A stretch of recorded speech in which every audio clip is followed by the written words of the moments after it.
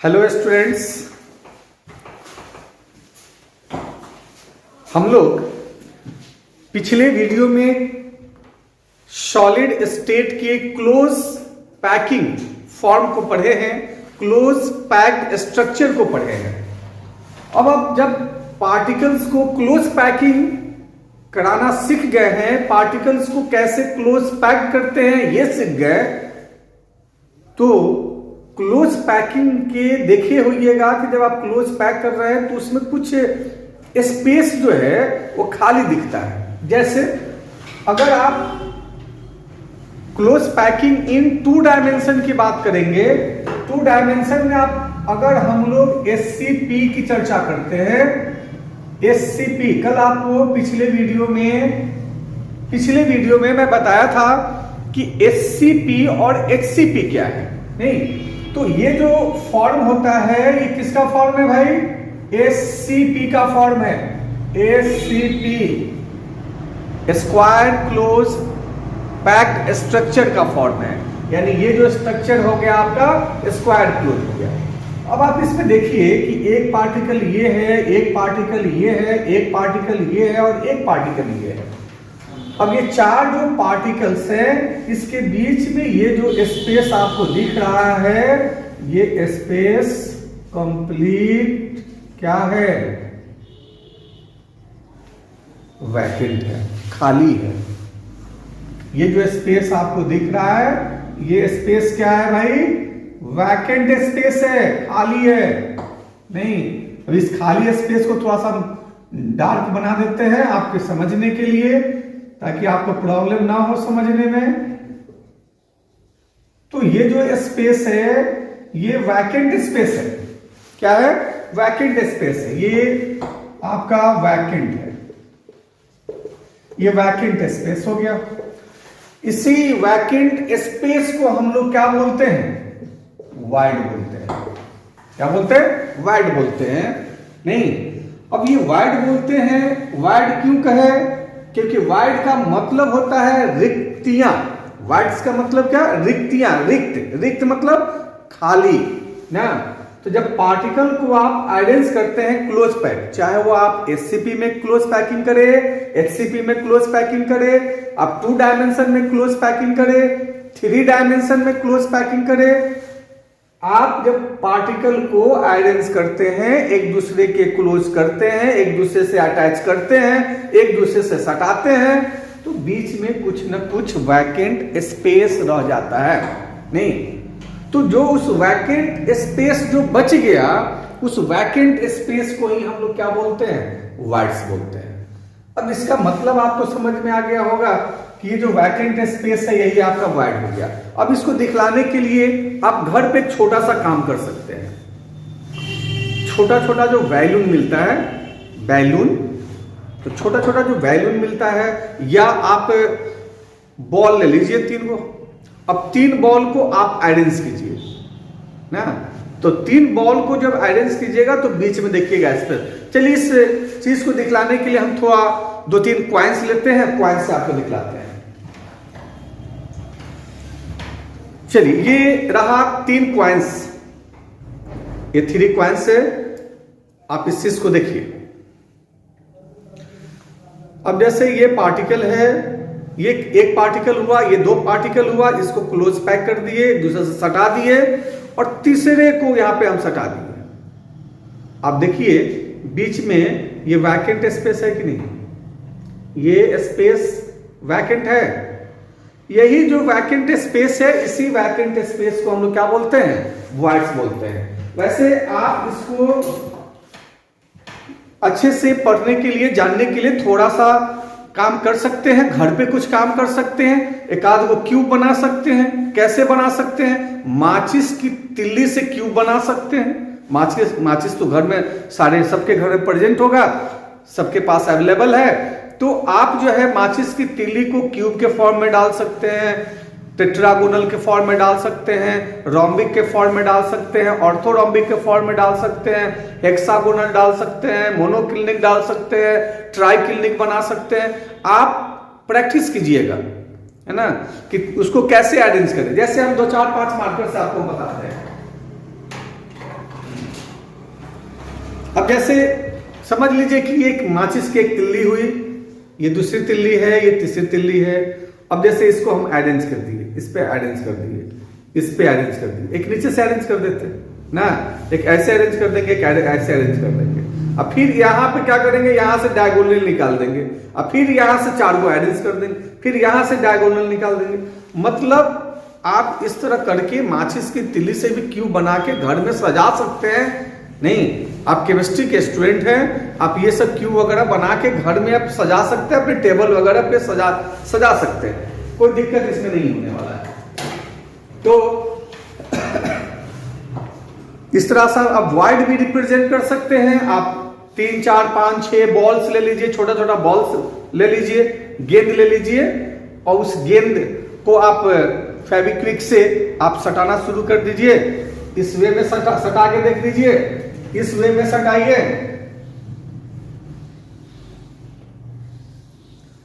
तीन गो गेंद को ऐसे सटा दिए, 4 गो गेंद लेंगे ऐसे सटाएंगे,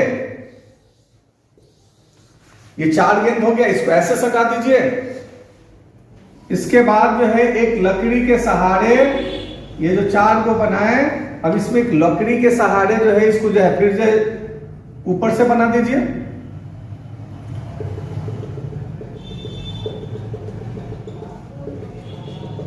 एक छोटा सा लकड़ी ले लीजिए, किल ले लीजिए, और उसमें सटा के 4 और बना लीजिए। आपको वाइड क्लियर दिखाई पड़ेगा। मतलब 4 पार्टिकल के बीच का जगह है, 3 पार्टिकल के बीच का जगह है, तो ये जो जगह आपको दिख रहा है यही जगह क्या कहलाएगा, वाइड्स कहलाएगा। क्या कहलाएगा, वाइड्स कहलाएगा। तो वाइड्स में हम लोग इतना क्लियर हो गए कि ये जो है वो मिनिमम स्पेस होता है। ये मिनिमम स्पेस कब होगा, जब आप पार्टिकल्स को, क्रिस्टलाइन सॉलिड के कंस्टिट्यूएंट पार्टिकल्स को जब आप क्लोज पैक कीजिएगा, एक दूसरे से सटाइएगा, तो उसके बीच एक मिनिमम स्पेस आपको दिखेगा। उसी मिनिमम स्पेस को हम लोग वाइड बोलते हैं। क्या बोलते हैं, वाइड बोलते हैं। तो ये जो मिनिमम, ये वाइड है क्या, तो ये वैकेंट स्पेस हो गया। क्या हो गया, वैकेंट स्पेस हो गया।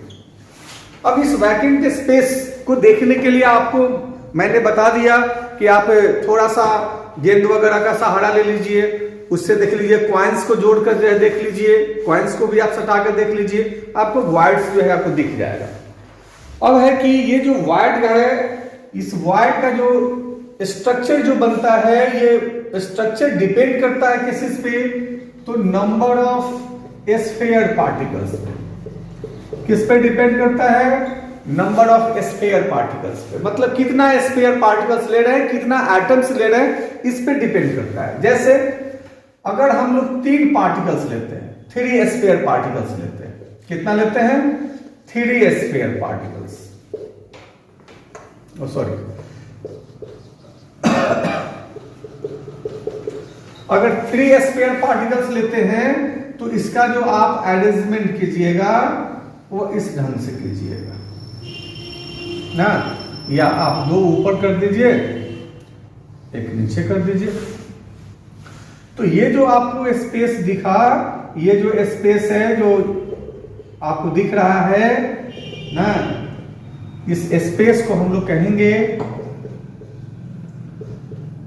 Trigonal void. क्या बोलेंगे, ट्राइगोनल वॉइड।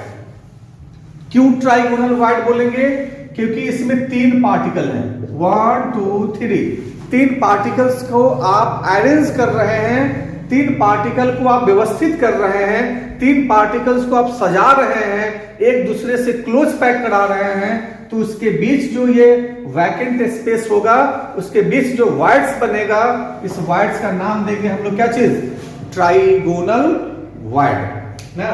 तो ये जो वाइड होता है वो नंबर ऑफ स्फीयर पार्टिकल्स पे डिपेंड करता है। किस पे डिपेंड करता है, नंबर ऑफ स्फीयर पार्टिकल्स पे। तो अगर 3 जो है स्फीयर को अरेंज किए तो ट्राइगोनल बना। अगर आपके मन में आया कि भाई हम 3 अरेंज नहीं करेंगे, हम जो है 4 पार्टिकल्स को अरेंज करते हैं, कितने पार्टिकल्स को? 4 पार्टिकल्स को अरेंज करते हैं। तो अगर आप 4 पार्टिकल्स को अरेंज करेंगे तो उसको हम लोग कहेंगे टेट्राहेड्रल वाइड। क्या बोलेंगे? टेट्राहेड्रल। इफ 4 स्फीयर पार्टिकल्स,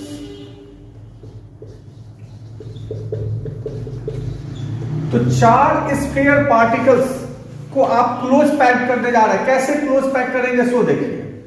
आप जो है 2 पार्टिकल ये हो गया, 1 पार्टिकल ये हो गया और एक इसके ऊपर से आप डाल दीजिए ना, ये 4 पार्टिकल हो गया।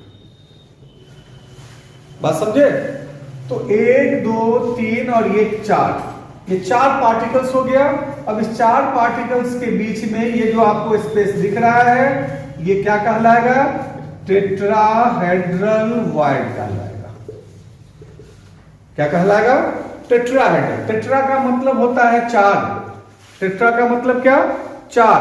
तो ये 4 पार्टिकल से बना हुआ है, इसलिए इस वाइड को हम लोग क्या बोलेंगे? टेट्राहेड्रल वाइड बोलेंगे। कोई प्रॉब्लम इसमें?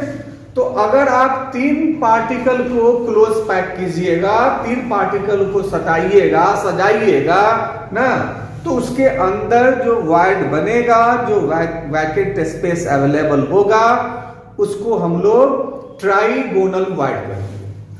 अब अगर 4 पार्टिकल्स को आप अरेंज करते हैं तो टेट्राहेड्रल हो गया। नहीं, इसी तरह आप अरेंजमेंट 5 पार्टिकल्स का कर सकते हैं, 6 पार्टिकल्स कर सकते हैं, 7 पार्टिकल्स कर सकते हैं। यानी ये वाइड जो होगा ये बढ़ता जाएगा और नाम भी आप देते चले जाइएगा। तो एक और आपको वाइड पढ़ना है, जो पढ़ना है उसी की बात करते हैं।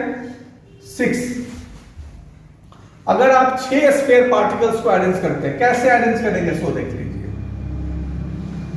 आप 3 जो है इस ढंग से ले लीजिए, नहीं यानी 2 ऊपर और 1 नीचे। अब क्या कीजिए? 1 ऊपर कर दीजिए और 2 नीचे कर दीजिए।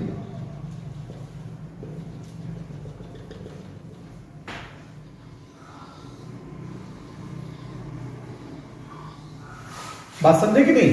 तो 1 2 3 4 5 6। अब इसमें 6 स्फीयर पार्टिकल्स आ गए।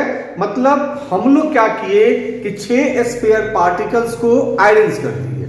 जब 6 स्फीयर पार्टिकल्स को अरेंज किए तो इसके बीच में ये जो स्पेस आपको दिख रहा है, इस स्पेस को हम लोग क्या बोलेंगे? ऑक्टाहेड्रल। अब आपके मन में होगा कि भाई ऑक्टा जो है, ऑक्टा मतलब तो 8 होता है, यहां 6 के लिए क्यों आया? नहीं, तो जब हम स्ट्रक्चर की बात करते हैं, अगर स्ट्रक्चर में जैसे हम लोग 6 पार्टिकल्स को अरेंज किए, 6 ऑर्बिटल्स को अरेंज करेंगे, तो जब स्ट्रक्चर में 6 के लिए हम लोग ऑक्टा लिखते हैं, स्ट्रक्चर में ओनली फॉर स्ट्रक्चर, अदर कहीं नहीं भाई, अदर कहीं इसका मतलब 8 ही होता है। लेकिन स्ट्रक्चर के केस में ये ऑक्टा का मतलब 6 होता है। तो ऑक्टाहेड्रल स्ट्रक्चर बनाएगा। क्यों बनाएगा? क्योंकि इसमें 6 स्फीयर पार्टिकल्स हैं। कितने स्फीयर पार्टिकल्स? 6 स्फीयर पार्टिकल्स हैं। तो हम लोग देखे अभी तक कि ट्राइगोनल वाइड तैयार हो गया हम लोग का, टेट्राहेड्रल वाइड तैयार हो गया, एक और ऑक्टाहेड्रल वाइड तैयार हो गया। मेनली आपको जो पढ़ना है वो टेट्राहेड्रल और ऑक्टाहेड्रल पढ़ना है, ट्राइगोनल भी नहीं पढ़ना है, नहीं पेंटागोनल भी नहीं पढ़ना है। आपको पढ़ना क्या है? 2 गो, टेट्राहेड्रल और ऑक्टाहेड्रल। तो टेट्राहेड्रल वाइड जो है आपका, इसमें 4 स्फीयर पार्टिकल्स का अरेंजमेंट है। ऑक्टाहेड्रल में कितना अरेंजमेंट है? तो 6 स्फीयर पार्टिकल्स का अरेंजमेंट है।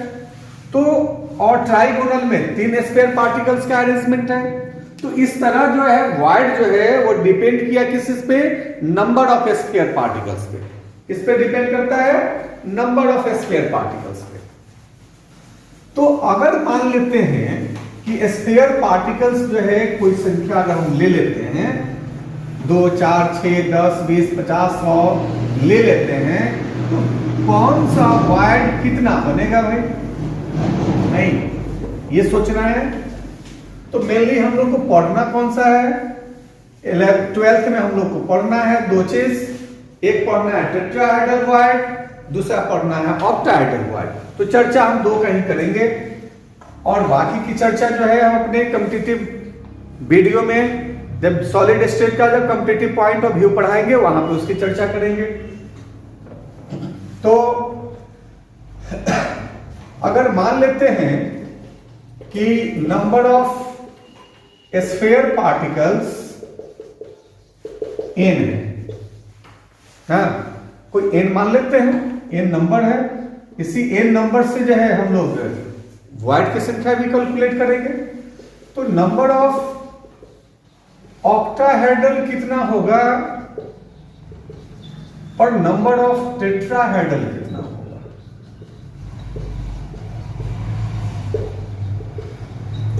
अब ये सोचना है, नहीं तो हमारे पास स्फीयर पार्टिकल्स कितने हैं, n है। उस n स्फीयर पार्टिकल्स को जब हम अरेंज करेंगे तो उसको ऑक्टाहेड्रल और टेट्राहेड्रल वॉइड के रूप में देखने के लिए कितना ऑक्टाहेड्रल वॉइड बनेगा, कितना टेट्राहेड्रल वॉइड बनेगा। तो इसके लिए छोटा सा ट्रिक है, याद रखिएगा कि भाई इसमें पार्टिकल की संख्या ज्यादा है और इसमें पार्टिकल की संख्या कम है। तो जिसमें पार्टिकल की संख्या ज्यादा है वह स्फीयर पार्टिकल के बराबर हो जाएगा, यानी n के बराबर हो जाएगा, नहीं, और जिसमें पार्टिकल की संख्या कम है वह इसका डबल हो जाएगा, 2n हो गया। जैसे मान लेते हैं कि अगर n बराबर अगर हम 10 लेते हैं, नहीं तो ऑक्टाहेड्रल कितना होगा, 10 ही होगा, मतलब 10 को वॉइड बनेगा ऑक्टाहेड्रल। और टेट्राहेड्रल कैसे बनेगा, टेट्राहेड्रल वॉइड्स जो है वो 10 इंटू 2 20 बनेगा। अब पूछे कि भाई कैसे बन जाएगा, हमारे पास 10 को पार्टिकल्स है और उस 10 पार्टिकल को जब हम अरेंज करेंगे तो ऑक्टाहेड्रल 10 को और टेट्राहेड्रल वॉइड 20 को कैसे बन जाएगा। अब चूंकि एक्चुअली में तो डायग्राम को हम लोग इस बोर्ड पे नहीं दिखला सकते हैं, लेकिन आपके स्क्रीन पे ये डायग्राम निश्चित तौर से होगा। नहीं, अब देखिए आपके स्क्रीन पे ये चला गया। तो ऑक्टाहेड्रल कैसे होगा, टेट्राहेड्रल कैसे होगा। अब इसको रिप्रेजेंट उसमें स्क्रीन पे आप देखिए कि उसमें O लिखा होगा और T लिखा होगा। O का मतलब ऑक्टाहेड्रल, T का मतलब टेट्राहेड्रल। तो ऑक्टाहेड्रल और टेट्राहेड्रल जो वर्ड है वो आपको रिप्रेजेंट कर दिया गया। अब आप उसमें गिन कर देखिए कि ऑक्टाहेड्रल 10 है कि नहीं, टेट्राहेड्रल 20 है कि नहीं, समझे। तो ये वर्ड का आपका कंसेप्ट हो गया, इसका कंसेप्ट वर्ड का कंसेप्ट हो गया। तो आपके एनसीईआरटी बुक का ये 1.6 जो टॉपिक है क्लोज पैकिंग, ये हम लोग का कंप्लीट हो गया। अब इसके बाद का जो टॉपिक है कि भाई हम लोग इसके टेट्राहेड्रल ऑक्टाहेड्रल वॉइड है, इसके बीच का वैल्यू कैसे कैलकुलेट करेंगे, इसका रिलेशन क्या होगा, दोनों एक दूसरे से जुड़ा है कि नहीं जुड़ा है, डिस्टेंस आर और एज लेंथ के बीच क्या डिस्टेंस है वगैरह, हम लोग नेक्स्ट वीडियो में इसको पढ़ेंगे। नहीं, तब तक आप इसको देखिए, अच्छे से पढ़िए और अच्छे से समझते हुए पढ़िए, क्योंकि ये साइंस है, आर्ट्स कॉमर्स नहीं है। या छोड़िए किसी और सब्जेक्ट की बात क्यों करें, ये साइंस में ही केमिस्ट्री है जहां समझना है, हर एक टॉपिक को समझना है, हर एक टॉपिक को समझते हुए पढ़ना है।